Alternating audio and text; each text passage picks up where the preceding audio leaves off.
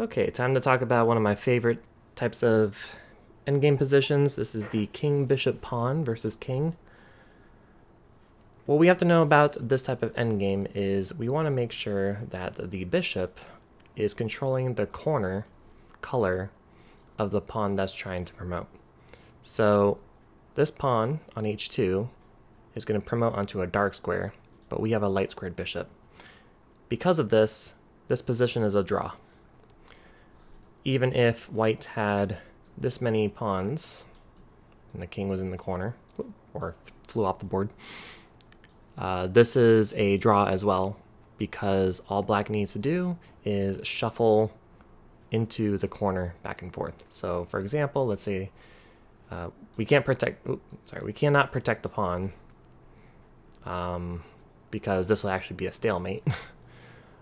So black wouldn't be able to move. So instead we'll play king e2, king will capture the pawn.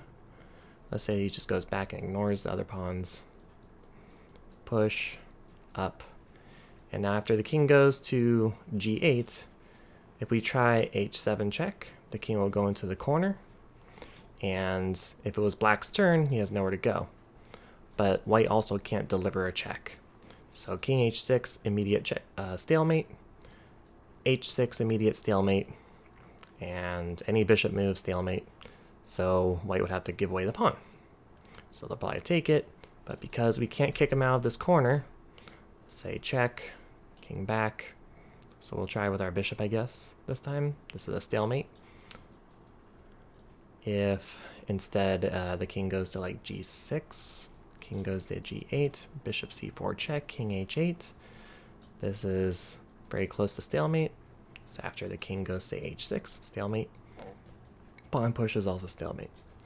So because the bishop is not of the correct color corner, this is a draw. But if we back up and change this to a dark square bishop, and I give black only one pawn, even if the king is already on the corner protecting, we get our king involved because you always want to move your king closer to help the pawn first. And now we can bring our pawn up the board, bring our pawn up the board again. We don't want that king to come back into the corner, so we're bringing the bishop to d4, controlling the corner square. Now the king is going to be forced to move away, and we don't want him to come back to defend, so we'll reuse our king. So controlled all those squares, controlled that square. King will probably move up to f8, king g6. The king can try again to move to g8, but now we push the pawn h6. King comes back to f8, h7, and we're going to make a queen safely. So it's a very fun endgame, understanding that the bishop needs to be at this correct color corner in order to win the game. And this is for both the h and the a pawns. All the other pawns are good to go with a bishop. You can win all those positions. What I also like to show is one puzzle where you have to be creative to find a saving move.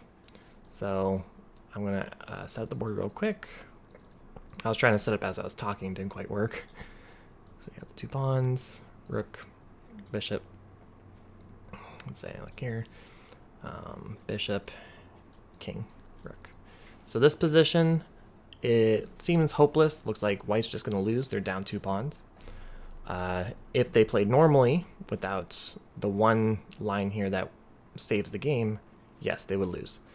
But white has a very tricky move to force black to have only h pawns. Right now, they have a g and an h pawn, so it's a win.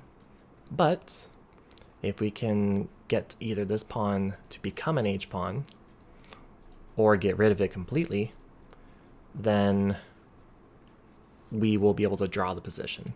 So if you want to pause your video to figure out the puzzle here, it's white to move, find the drawing idea. And the correct move here is rook takes f8 check. It seems like the wrong thing to do because you're down material, but after king takes on f8, bishop h6 is a beautiful move. It's a pin, so the pawn can't push to stay a g-pawn. If they take our bishop, their bishop is on the wrong color for the corner, so we'll draw the game. And if they try to move the king, we'll just capture the pawn, and they're still left with only an h-pawn. Really cool endgame idea. I had a game once against a 1900. I was winning, and he pulled that trick on me, and it was a draw. So I'll never forget that lesson. Have a good one.